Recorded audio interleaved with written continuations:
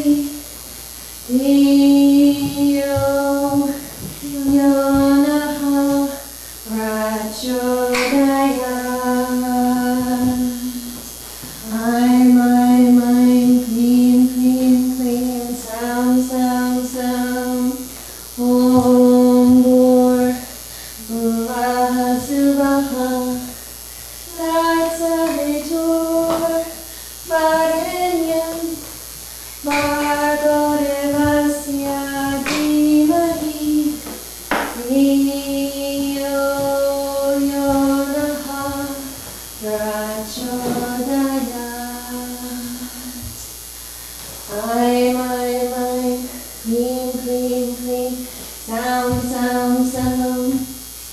Om Bhur Bhuvaha Svaha Tat Savitur Varenyam Bhargo Devasya Dhimahi Dhiyo Yo Naha Prachodayat.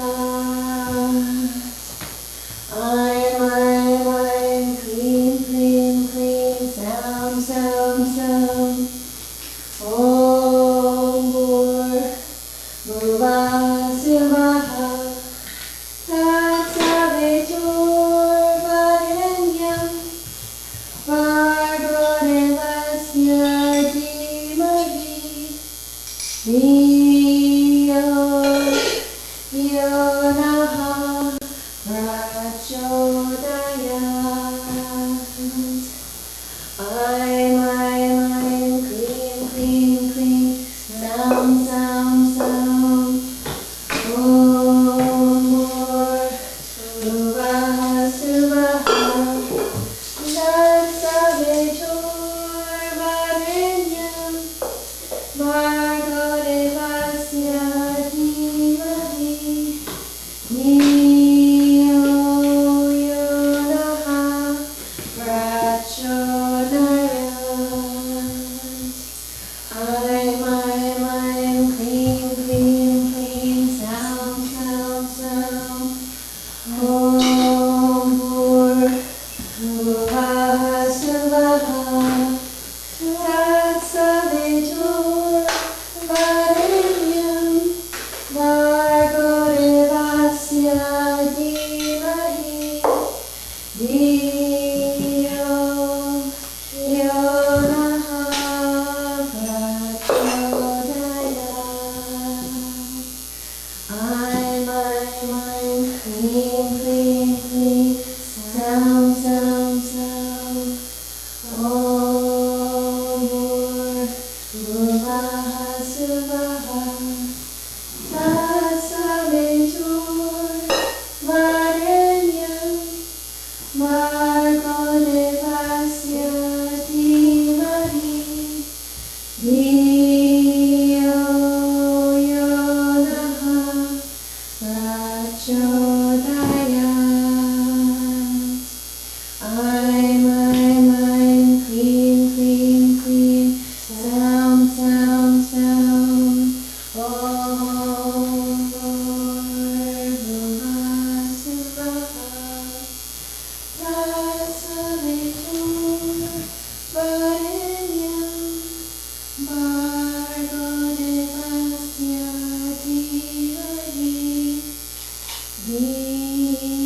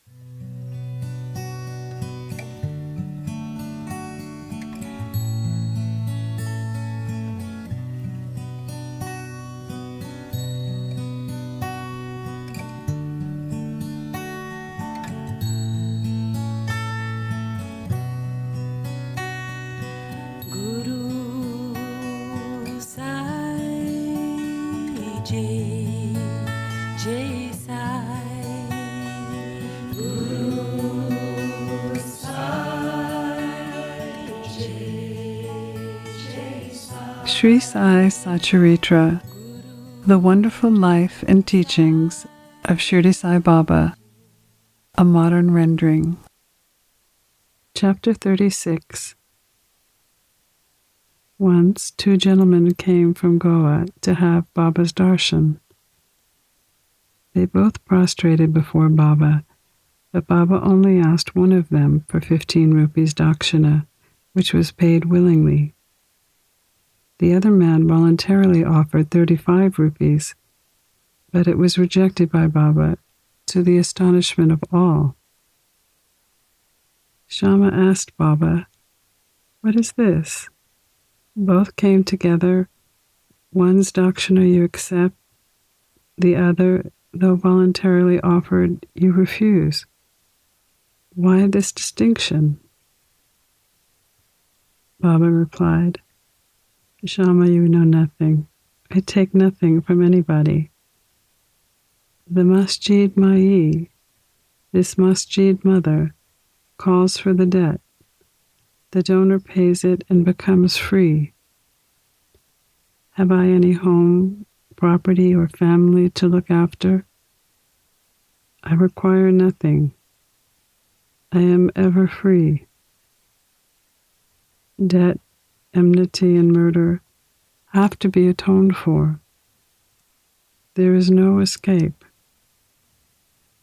Baba then continued the story in his characteristic way. The man was poor and made a vow to God that he would donate his first month's salary if he got a job that paid 15 rupees per month. He got a job that paid 15 rupees per month. Then he got promotions from 15 rupees to 30, 60, 100, 200, and ultimately 700 rupees per month. But in his prosperity, he forgot the vow he took. The force of his karma has driven him here, and I asked that amount from him as dakshina. Baba then told another story.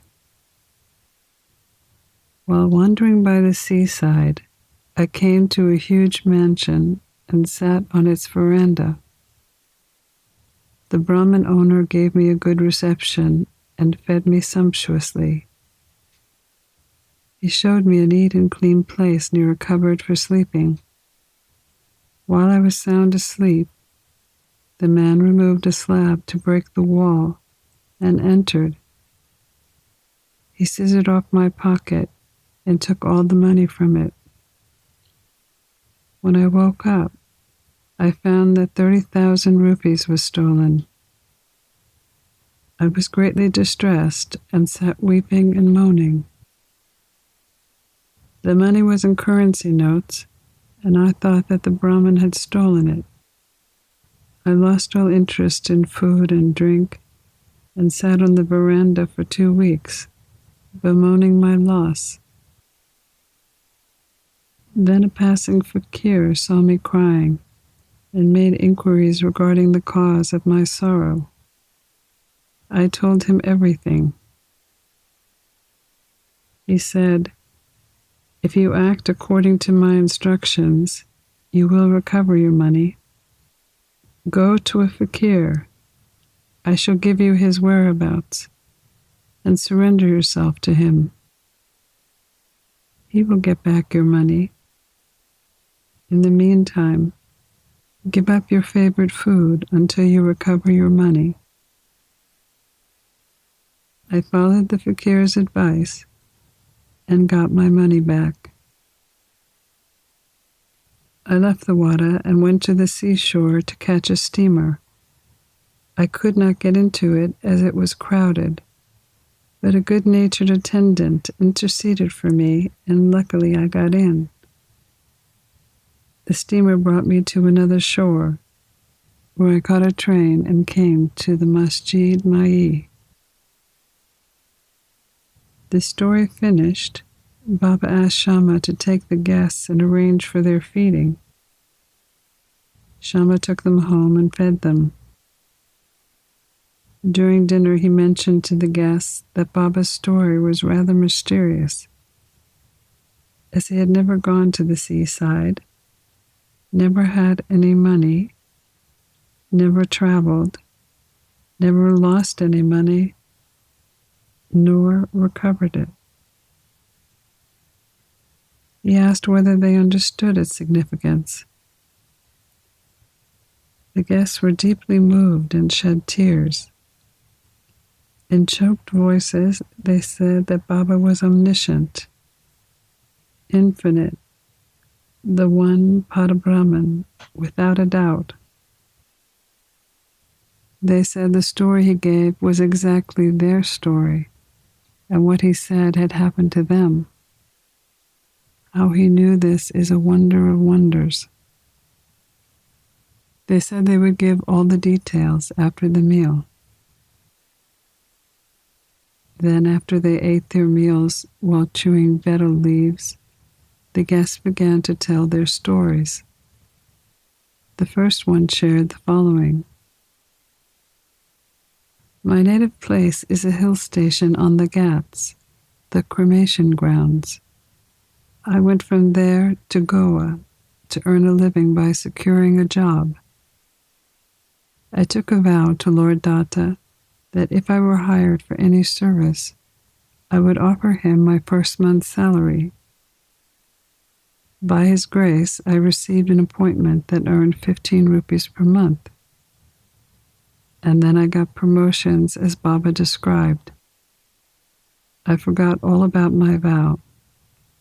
Baba's story just reminded me of it, and he recovered the 15 rupees from me.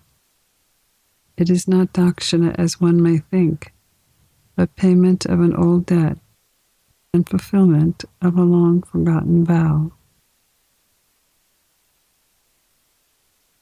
Money and spiritual progress. Baba never, in fact, actually begged for any money, nor allowed his bhaktas to beg.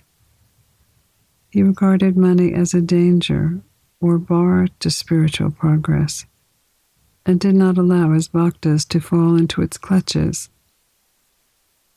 Malsapati is an instance on this point.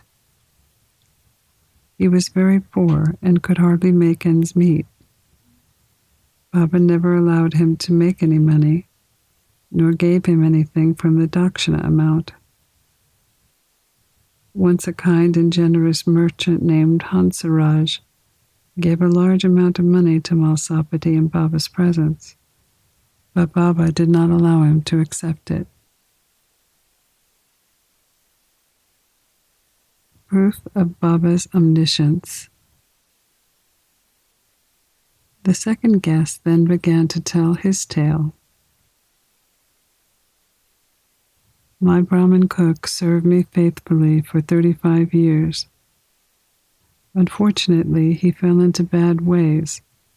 His mind changed, and he robbed me of my treasure. By removing a slab from the wall where my cupboard is fixed, he came in while we were asleep and carried away all of my accumulated wealth, 30,000 rupees in currency notes. I do not know how Baba knew the exact amount. One day, as I sat on the veranda, sad and dejected, a passing fakir noted my condition and inquired of its cause. I told him all about it. He told me that a saint by the name Sai lives in Shirdi. Make a vow to him and give up some food that you like best, and say to him mentally, I have given up eating that food until I have your darshan. Then I made the vow and gave up eating rice and thought, Baba, I will eat it after recovering my property and after having your darshan. 15 days passed. Of his own accord, the Brahmin came to me and returned my money and apologized, saying, "I went mad and acted in this way. I now place my head on your feet. Please forgive me." Thus, everything ended well. The fakir that helped me was never seen again. An intense desire to see Sai Baba, whom the fakir pointed out, arose in my mind. I thought that the fakir who had come all the way to my house was none other than Sai Baba. Would he who helped me recover my lost money ever covet 35 rupees? On the contrary, without expecting anything from us, he always tries his best to lead us on the path of spiritual progress. I was overjoyed when I recovered my stolen property, and being ignorant, I forgot all about my vow. One night I saw Baba in my dream. This reminded me of my promised visit to Shirdi. I went to Goa and from there wanted to take a steamer to Mumbai. But when I came to the harbor, I found that the steamer was crowded and there was no space. The captain did not allow me on, but through the intervention of an attendant who was a stranger to me, I was allowed to get on the steamer to Mumbai. From there, I caught the train and came here. Surely I think that Baba is all-pervading and all-knowing. Who are we and where is our home?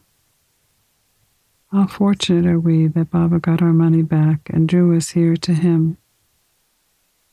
Shirdi folks must be infinitely superior and more fortunate than us, for Baba has played, laughed, talked, and lived with you for so many years. I think your store of good merits must be infinite, for it attracted Baba to Shirdi. Sai is our Datta. He ordered the vow, he gave me a seat on the steamer and brought me here, giving proof of his omniscience and omnipotence. Baba gives the blessing for his son. The wife of Sakaram Aurangabadkar had no child for a long period of 27 years. She had made a number of vows to gods and goddesses, but was not successful. She was almost hopeless. As a last attempt, she went to Shirdi with her stepson and stayed for 2 months serving Baba. Whenever she went to the masjid, she found it full and Baba surrounded by devotees. She wanted to see Baba alone, fall at his feet and open her heart and pray for a child. But she didn't have any suitable opportunity. Finally, she requested Shama to intercede for her when Baba was alone. Shama said that Baba's reception was open. He would try on her behalf so the Lord might bless her. He asked her to sit ready with a coconut and incense sticks in the open courtyard at the time of Baba's meals. Then when he beckoned her, she should come up. One day after dinner, Shama was rubbing Baba's wet hands with a towel when he pinched Shama's cheek.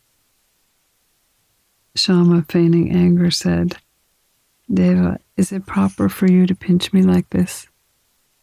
We don't want such a mischievous God who pinches us. We are your dependents. Is this the fruit of our intimacy?" Baba replied, "O Shama, during the 72 generations that you were with me, I never pinched you till now, and now you resent my touching you?" Shama, "We want a God that will always love us and give sweets to eat. We do not want any respect from you, or heaven, or anything else. Let our faith be on your feet, and may we be ever wide awake."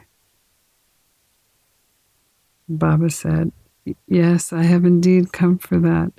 I have been feeding you and nursing you, and I have love and affection for you." Then Baba went up and took his seat. Shama beckoned to Mrs. Aurangabadkar. She came up, bowed, and presented the coconut and incense sticks. Baba shook the coconut, which was dry. The kernel within it rolled and made a noise. Baba said, "Shama, this is rolling. See what it says." The woman prays that a child might be similarly rolling and quickening in the womb. So give her the coconut with your blessings, Shama said. Will the coconut give her a child? How foolish people are to fancy such things, Baba said. Shama said, I know the power of your word and blessing. Your word will be her string or series of children. You are wrangling and not giving a real blessing. Their parley went on for a while, Baba repeatedly ordering the breaking of the coconut, and Shama pleading for the gift of the unbroken fruit to the lady. Finally, Baba yielded and said, She will have a child. When? Asked Shama. In 12 months, was Baba's reply. Then the coconut was broken into 2 parts. Baba and Shama ate one part, and the other was given to Mrs. Aurangabadkar. Then Shama turned to her and said, Dear Madam, you are a witness to my words. If within 12 months you do not have any child, I will break a coconut against this Deva's head and drive him out of the masjid. If I fail in this, I will not call myself Mahadev. You will soon realize what I say. She delivered a son in 1 year's time, and the son was brought to Baba in his 5th month. Both husband and wife prostrated themselves before Baba, and the grateful father paid the sum of 500 rupees, which was spent in constructing a shed for Baba's horse, Shamakarna. Pranams to Sri Sai. Peace be to all.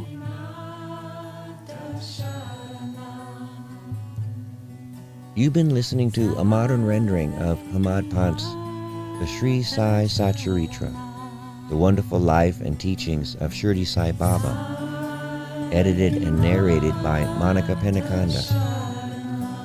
For more content like this online, please go to divinelineage.org, SaiFamily.org, and peacefires.org. To learn more about Monica, please go to monicapenacanda.org.